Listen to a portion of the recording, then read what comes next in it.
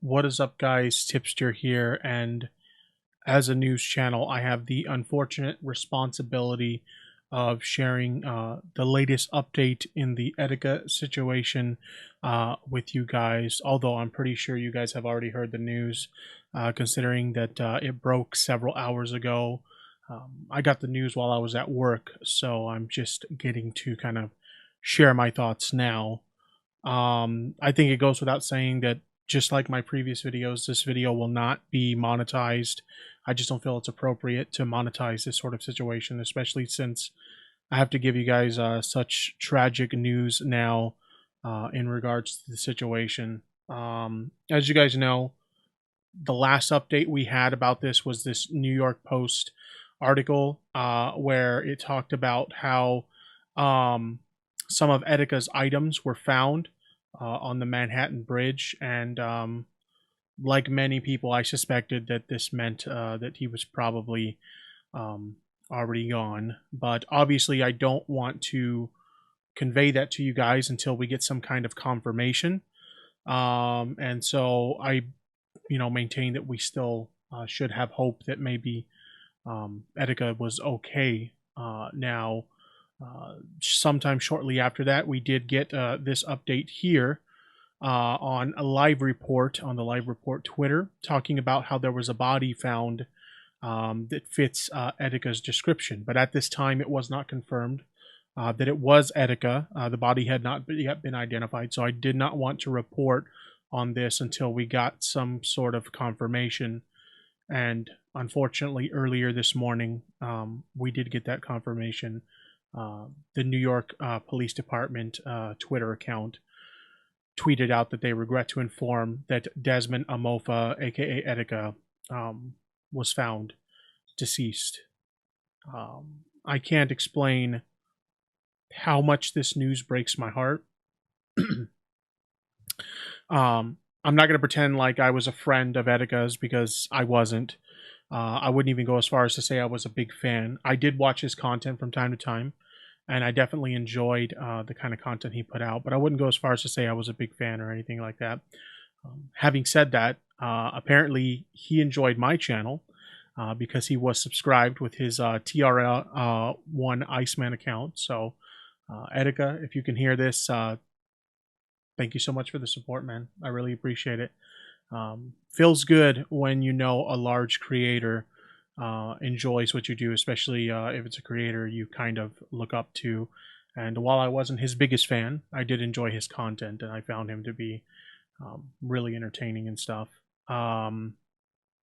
It's really unfortunate to get this news. While I did think early on when this recent incident happened that he was gone for sure, um, I was hoping that we would get news that he was okay, and it's unfortunate that we didn't get that news. I also want to apologize to Etika as well as some of his fans because throughout most of his mental breakdowns, as someone who struggles with mental health conditions myself, I was convinced that these were indeed mental issues that Etika was dealing with. But there was some point as we were getting close to the end where I got skeptical, as many people did.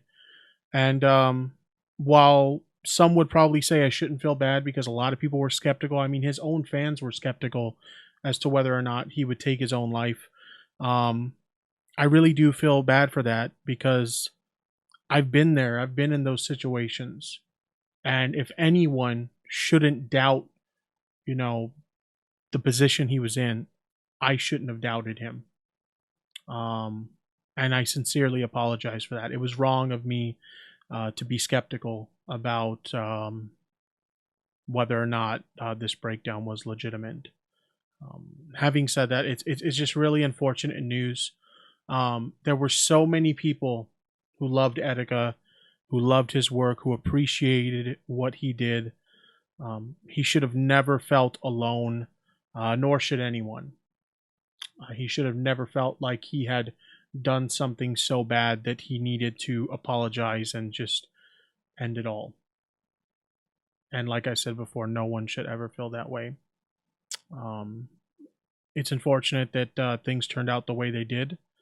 Um, but if anyone ever feels suicidal, you or anyone you know, if anybody ever feels alone, unwanted, or like they've done something so terrible that they could never be forgiven and they should just end it all, don't ever feel that way. Please know that there are people out there who care about you. Nobody wants to see you harm yourself. So, like I've done in the previous videos, I do want to promote the National Suicide Prevention Hotline. That number is 1-800-273-8255. And as I've mentioned before, as somebody who is a little bit socially awkward or has social anxiety and stuff like that, I know talking to someone on the phone isn't always easy to do. They do have chat available too if you would rather chat with them than call them. But just know that there are people out there who care about you. There are people out there who love you.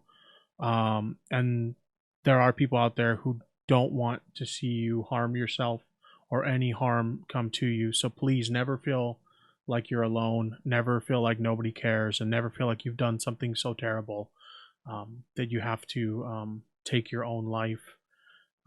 It's really unfortunate, this situation, especially considering that, like I said before, so many people were skeptical as to whether this was just something he was doing for attention, or whether he had a legitimate mental health condition that he needed to deal with. There were many, many shortcomings throughout this whole ordeal. Many times law enforcement was involved, and he was sent to be mentally evaluated, and he was just allowed to leave without proper care. There were even friends of his who started to think, and family members of his that started to think that all of this was just an act, and many of them gave up on him at a time when he needed them most. And I'm not going to go as far as to say that this is their fault. This is no one's fault.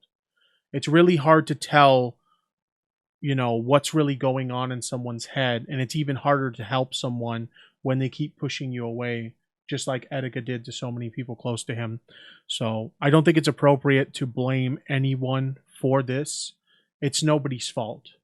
There were so many things going on with Etika that us as onlookers could never understand. So I have seen some people on social media pointing fingers at others, and I just don't think that's appropriate.